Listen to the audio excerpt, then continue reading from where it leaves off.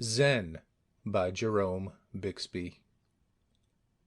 It's difficult when you're on one of the asteroids to keep from tripping, because it's almost impossible to keep your eyes on the ground.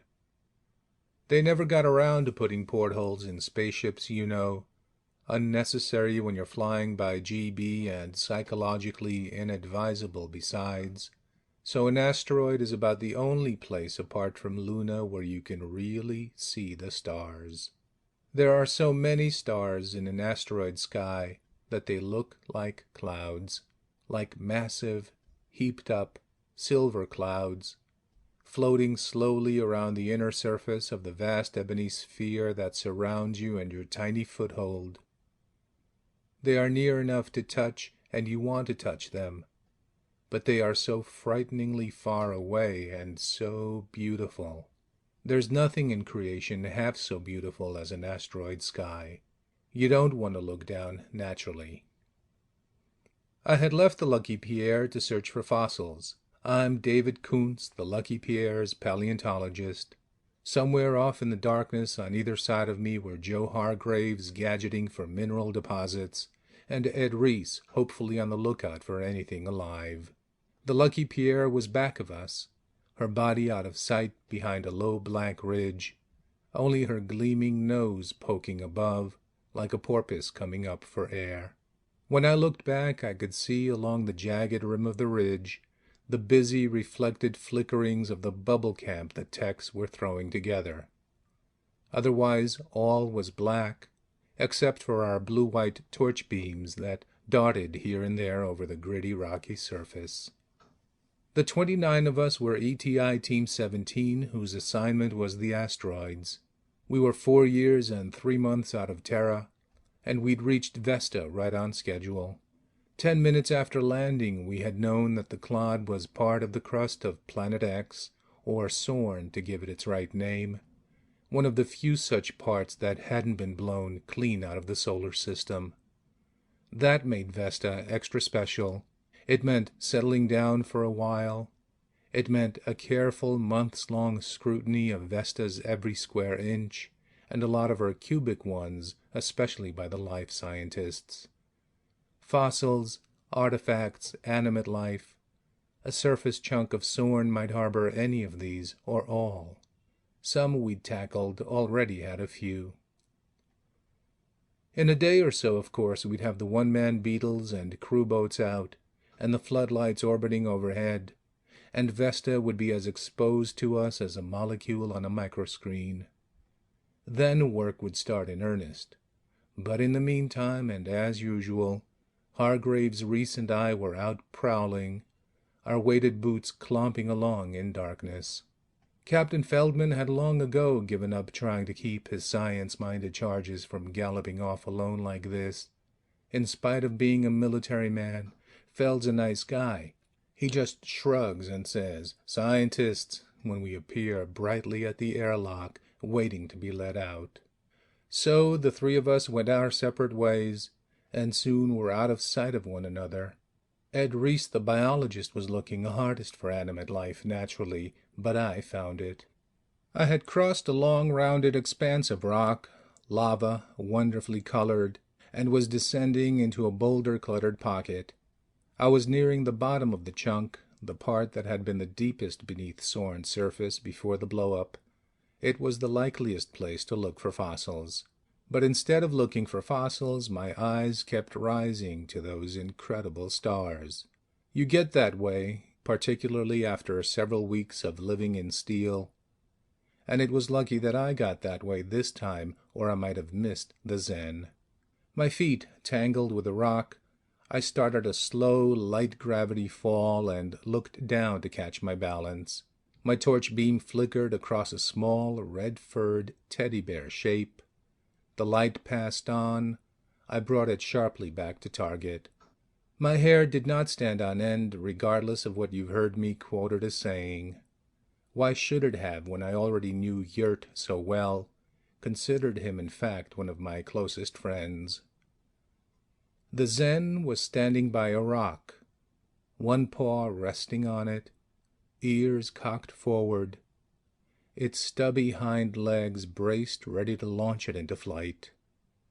Big, yellow eyes blinked unemotionally at the glare of the torch, and I cut down its brilliance with a twist of the polarizer lens.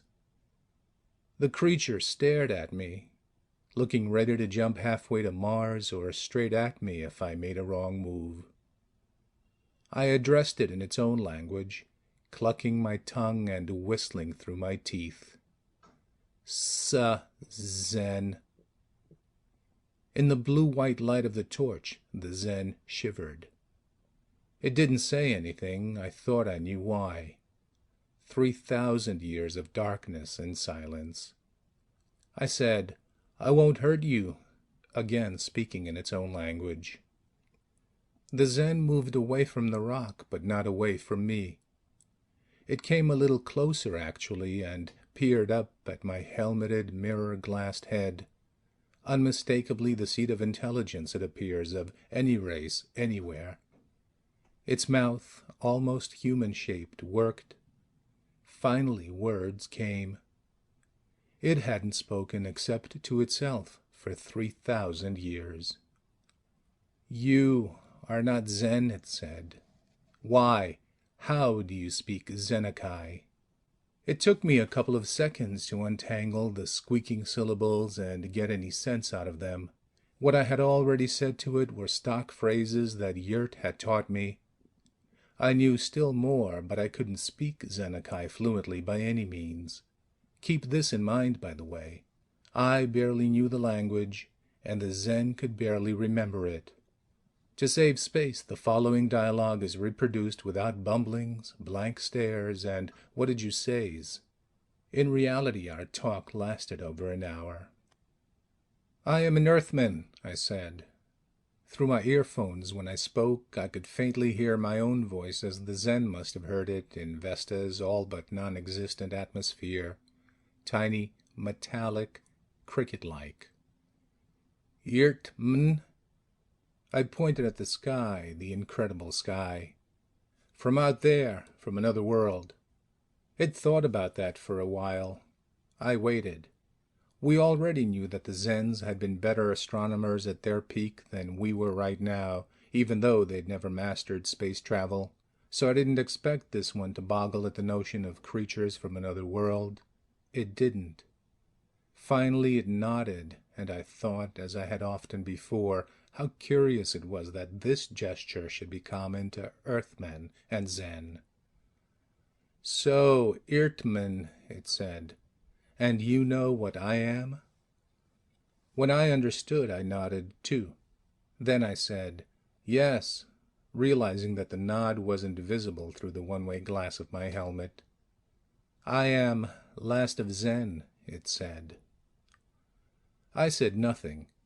I was studying it closely, looking for the features which Yurt had described to us, the lighter red fur of arms and neck, the peculiar formation of flesh and horn on the lower abdomen. They were there. From the coloring, I knew this Zen was a female. The mouth worked again, not with emotion, I knew, but with the unfamiliar act of speaking. "I have been here for, she hesitated. "I don't know, for 500 of my years." "For about 3,000 of mine," I told her. And then blank astonishment sank home in me. Astonishment at the last two words of her remark. I was already familiar with the Zen's enormous intelligence, knowing Yurt as I did.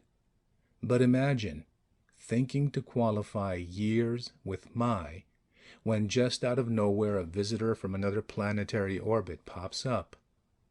And there had been no special stress given the distinction, just clear, precise thinking, like Yurt's.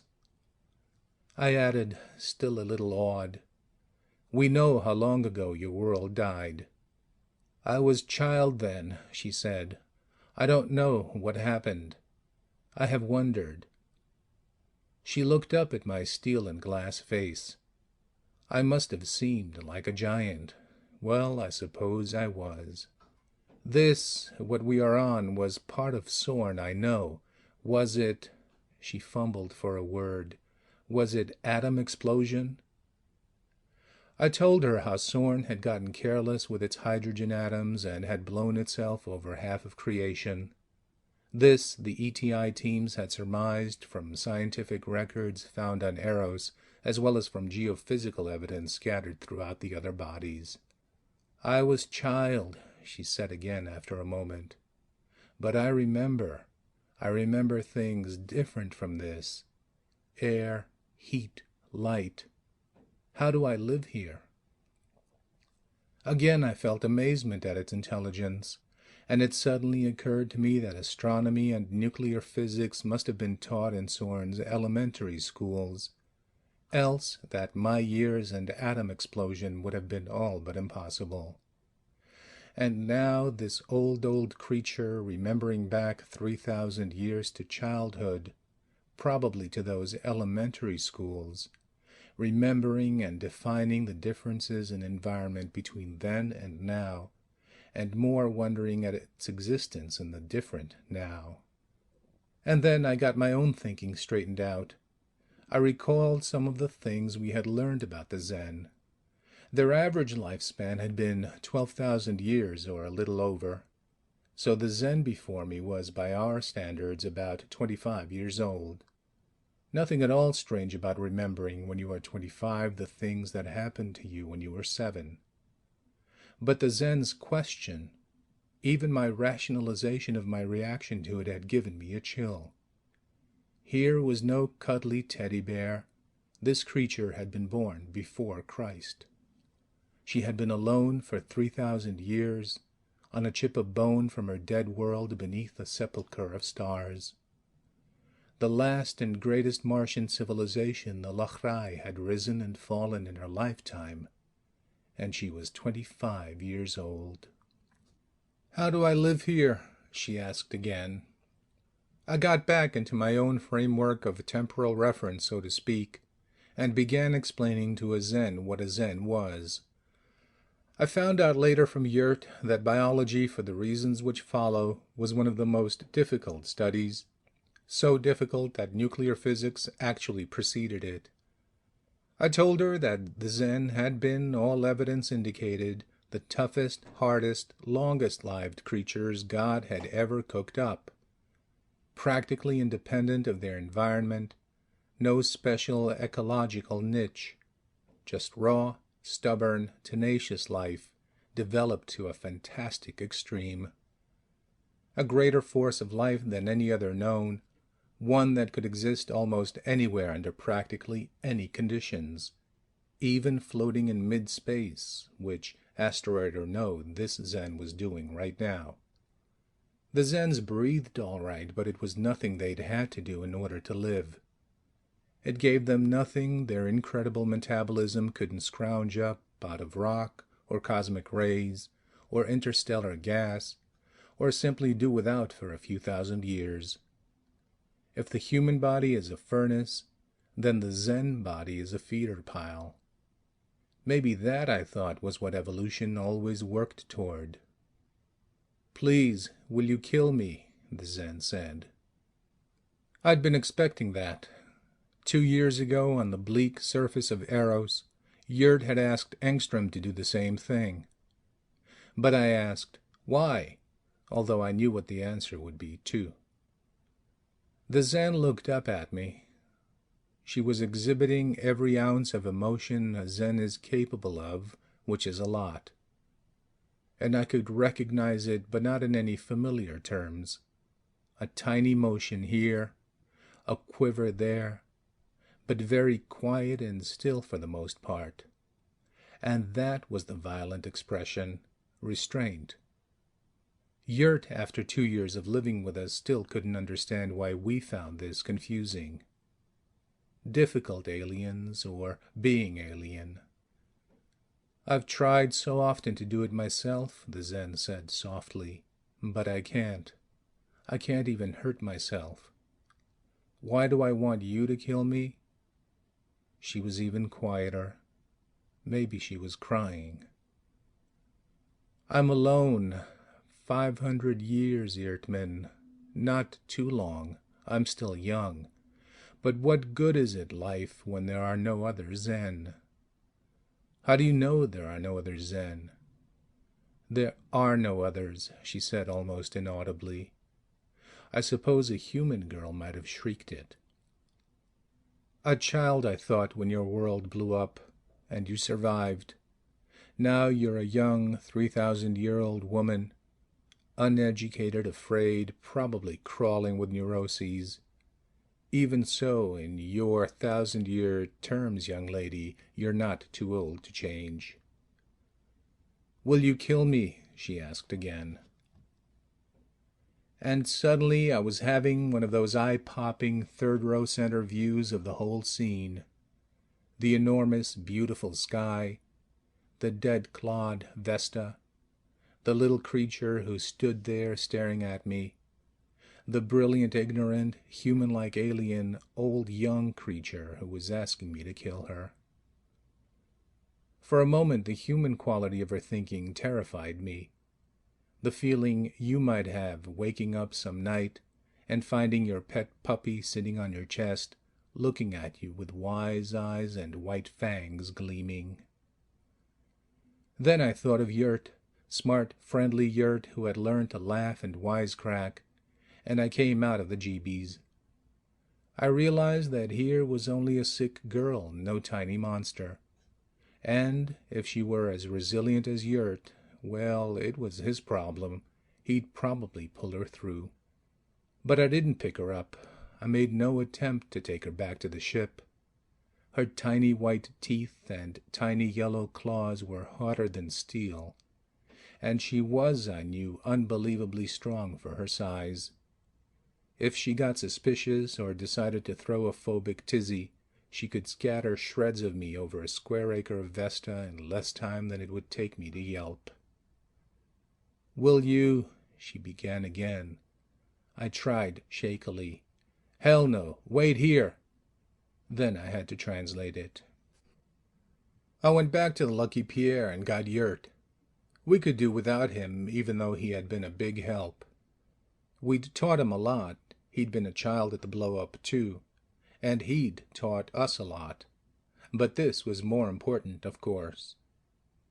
When I told him what had happened, he was very quiet, crying perhaps, just like a human being with happiness. Cap Feldman asked me what was up, and I told him. And he said, "Well, I'll be blessed." I said, "Yurt, are you sure you want us to keep hands off, just go off and leave you?" "Yes, please." Feldman said, "Well, I'll be blessed." Yurt, who spoke excellent English, said, "Bless you all." I took him back to where the female waited. From the ridge I knew the entire crew was watching through binocs. I set him down, and he fell to studying her intently. "I am not a Zen," I told her, giving my torch full brilliance for the crew's sake. "But Yurt here is. Do you see? Do you know what you look like?" She said, "I can see enough of my own body and yes." "Yurt," I said, "here's the female we thought we might find. Take over." Yurt's eyes were fastened on the girl. "What do I do now?" she whispered worriedly. "I'm afraid that's something only a Zen would know," I told her, smiling inside my helmet. "I'm not a Zen. Yurt is." She turned to him. "You will tell me?" "If it becomes necessary." He moved closer to her, not even looking back to talk to me. "Give us some time to get acquainted, will you, Dave? And you might leave some supplies and a bubble at the camp when you move on, just to make things pleasanter." By this time he had reached the female. They were as still as space, not a sound, not a motion. I wanted to hang around, but I knew how I'd feel if a Zen, say, wouldn't go away if I were the last man alive and had just met the last woman. I moved my torch off them and headed back for the Lucky Pierre. We all had a drink to the saving of a great race that might have become extinct. Ed Reese, though, had to do some worrying before he could down his drink. "What if they don't like each other?" he asked anxiously. "They don't have much choice," Captain Feldman said, always the realist. "Why do homely women fight for jobs on the most isolated space outposts?" Reese grinned. "That's right. They look awful good after a year or two in space." "Make that 25 by Zen standards or 3,000 by ours," said Joe Hargraves. "And I'll bet they look beautiful to each other."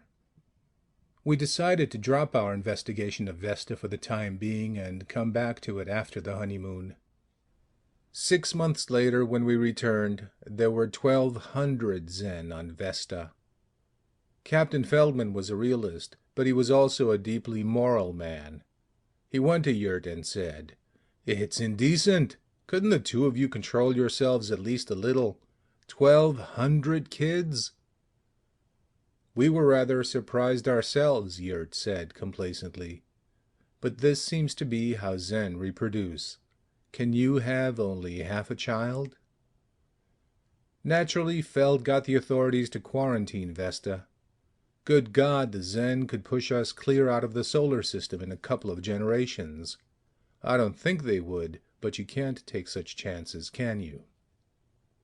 End of Zen by Jerome Bixby.